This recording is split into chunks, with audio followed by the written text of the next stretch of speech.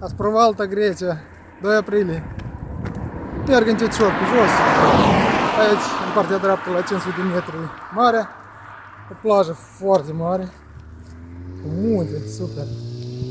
Dar apa încă e rece. Eu m-am spălat. Dar turiști încă nu sunt.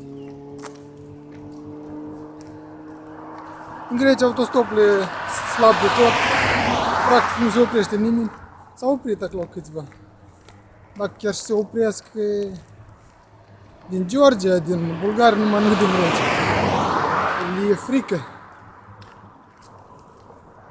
Merg încetișor pe jos, ce am de lucru. Cu mașina moldovenească pe jos eu merg. Merg spre Kavala, cât 60 km, în 2 zile fac.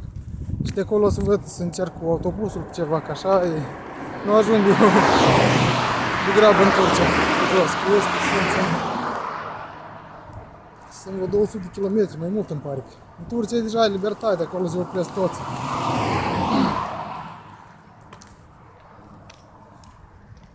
Și aici, că la tot pasul sunt așa, n-am mai văzut nicăieri bisericuți, așa, mitel, pe marginea drumului și prin casă, la oamenii, că este una cuș și vă arăt.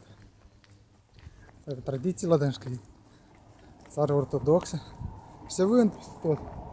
Haide și marea se vede și marea încolo se vede. Și iată bisericuța